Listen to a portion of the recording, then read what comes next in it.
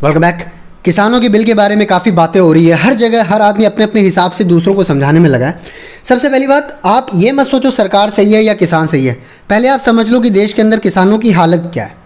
मैं ना सरकार की तरफ से बोल रहा हूँ ना किसानों की तरफ से। मैं इस वीडियो में सिर्फ आपको तथ्य बताऊँगा, वो तथ्य जो ऑनलाइन अवेलेबल हैं, आप सोर्स के साथ सर्च कर सकते हैं। सबसे पहली बात, किसानों की हालत इस देश में ख़राब है।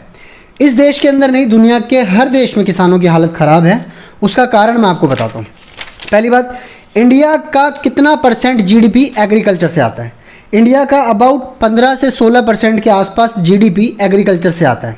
इसमें चाइना का 6.5% के आस पड़ता है। यूरोपियन यूनियन, जो दुनिया में फर्स्ट वर्ल्ड कहा जाता है, वो 2% से लेस जीडीपी एग्रीकल्चर पे डिपेंड करता है। जापान 1.1%, यूनाइटेड स्टेट्स 1% से भी कम जीडीपी एग्रीकल्चर पर डिपेंड करता है। अब किन देशों का ज़्यादा है agriculture GDP depend? Pakistan 24%, economy की कंडीशन आप देख लीजिएगा। सोमालिया 60%, इकोनॉमी की कंडीशन देख लेना। युगांडा 28%, माली 42%। ये सारे वो देश हैं जिनका जीडीपी टू एग्रीकल्चर रेशियो बहुत ज़्यादा है। कितना एम्प्लॉयमेंट एग्रीकल्चर सेक्टर दुनिया के उन देशों को देता है जिनकी इकोनॉमी आप जानते हैं? यूनाइटेड स्टेट्स में 2% से कम जितनी नौकरियां हैं वो सब एग्रीकल्चर में इन्वॉल्व हैं। इजराइल में 1.1%, कनाडा में 2%, यूनाइटेड किंगडम में 1.1%।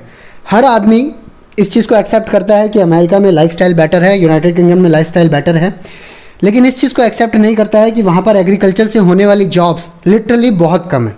किन देशों में ज़्यादा है? कॉन्गो 82% जॉब्स एग्रीकल्चर सेक्टर से आती हैं। बुरुंडी, दुनिया का सबसे गरीब देश, 92% jobs agriculture sector. Zimbabwe 68%। India का 42% एम्प्लॉयमेंट एग्रीकल्चर से आता है। आरबीआई का डेटा कहता है कि आज से 20 साल पहले 60% भारतीय नौकरियां एग्रीकल्चर सेक्टर से आती थी, लेकिन अब घटकर 42% रह गई है।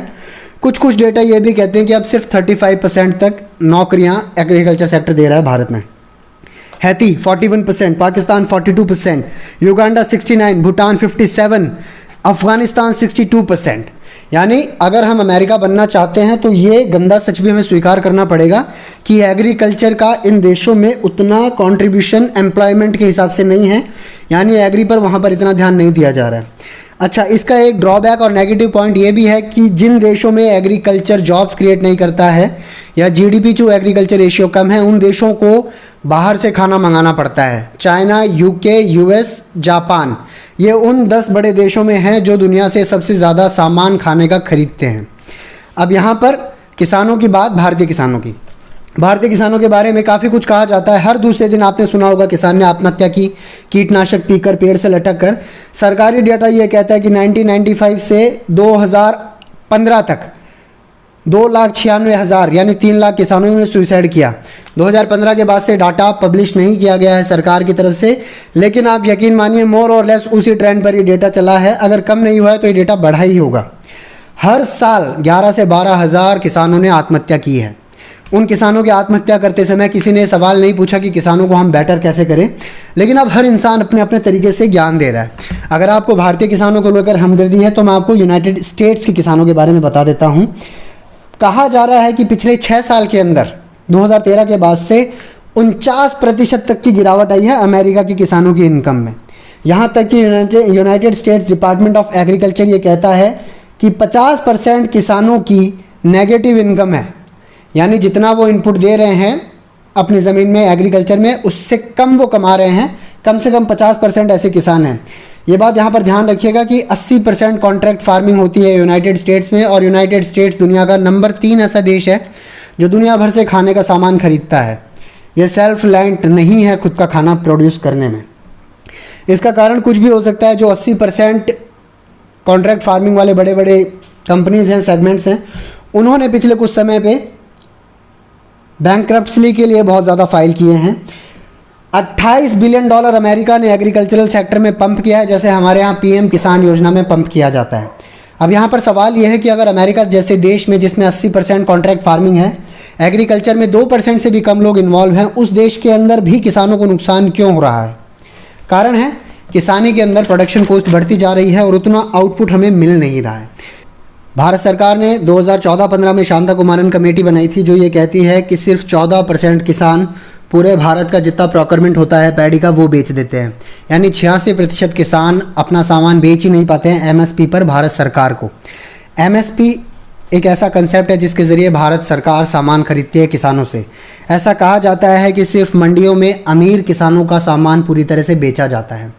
यही वो बात है जो पिछले कुछ समय से मीडिया में आ रही है। ध्यान रखिए, मैं ये नहीं कह रहा हूँ कि अमीर किसान गरीब किसान का शोषण कर रहा है, मैं ये नहीं कह रहा हूँ सरकार सही है, मैं ये नहीं कह रहा हूँ किसान सही है। मैं सिर्फ आपको बता रहा हूँ जो रिपोर्ट कहती है। पब्लिक डोमेन में रिपोर्ट अवेलेबल है, एक्सपर्ट्स ने रिपोर्ट बनाई है। वो रिपोर्ट ये कहती है कि 75% पैडी ग्रोवर्स को ये तक नहीं पता है कि सरकार प्रोक्योरमेंट करती है। दूसरी बात, अगर भारत को गरीब किसानों तक अपनी पहुंच लगानी है, एमएसपी पर सामान खरीदना है, छोटा किसान सामान बनाए और डायरेक्ट मंडी पर या अपने एमएसपी की दर पर बेच दे, इसके लिए भारत को 42,000 नई मंडियों की ज़रूरत है, जबकि हिंदुस्तान में इस समय सिर्फ 7,000 मंडियाँ हैं। अब आप समझ लीजिएगा कि देश के अंदर एग्रीकल्चर की बात करने वाले बहुत लोग हैं, लेकिन एक्चुअल एग्रीकल्चरल रिफॉर्म्स की बात करने वाले काफ़ी कम हैं। किसानों ने सुसाइड्स किया, इसके बहुत सारे कारण हैं। किसान कॉन्ट्रैक्ट फार्मिंग या इन नए बिल्स के बाद भी सुसाइड करेंगे, इसके भी बहुत ज़्यादा कारण हैं। सबसे पहली बात, प्रोडक्शन कॉस्ट बढ़ गया है। दूसरी बात, अगर कॉर्पोरेट फार्मिंग में कोई किसान चला जाता है किसी प्राइवेट जायंट के साथ, तो सबसे बड़ी समस्या होगी अगर कॉन्ट्रैक्ट के खिलाफ जाकर किसान ने कोई फसल उगा दी तो वो प्राइवेट कंपनियां सारा लॉ का सिस्टम उनके पीछे लगा सकती हैं और जीत निश्चित तौर पे इस लॉ के सिस्टम के अंदर पैसे वालों की होगी। लेकिन सवाल यहाँ पर सिर्फ इतना नहीं है कि देश के किसान इस बिल को लेकर परेशान क्यों हैं। सवाल ये भी है, भले सरकार सही हो, भले किसान सही हो, भले सरकार गलत हो, भले किसान गलत हो, समस्या का समाधान क्या है? समस्या का समाधान किसानों को मिलेगा नहीं मिलेगा ये दूसरी बात है, लेकिन सबसे पहले डिस्कशन होना चाहिए समस्या का समाधान क्या है। उससे भी पहले आप इस चीज़ को समझ लीजिए कि पीढ़ी दर पीढ़ी एक किसान अपने बच्चों के लिए जो ज़मीन छोड़ के जाता है, एक किसान अपने 2 बेटों के लिए 1 एकड़ ज़मीन अगर छोड़ के जाता है तो वो एक जनरेशन के बाद आधा एकड़ 2 लोगों के पास चली जाती है। फिर उसमें उनको बाउंड्री बनाना पड़ता है, फिर सामान लगाना पड़ता है, खेतीबाड़ी करना पड़ता है, प्रोडक्शन कॉस्ट बढ़ जाता है।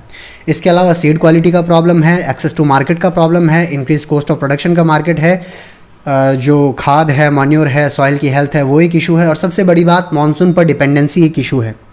इस वीडियो में मैंने सिर्फ आपको तथ्य बताया है, मैंने किसी का साथ नहीं दिया है, ना किसी को क्लीन चिट दी है, लेकिन मैं आपको ये ज़रूर कहता हूँ कि किसानों की हालत वाकई में ख़राब है। और किसान वाला मुद्दा एक ऐसा है जिस पे हम जितना डिस्कशंस करेंगे उतना आइडियाज़ रिफाइन होकर बाहर आएंगे, और वही इस समय इस देश की ज़रूरत है।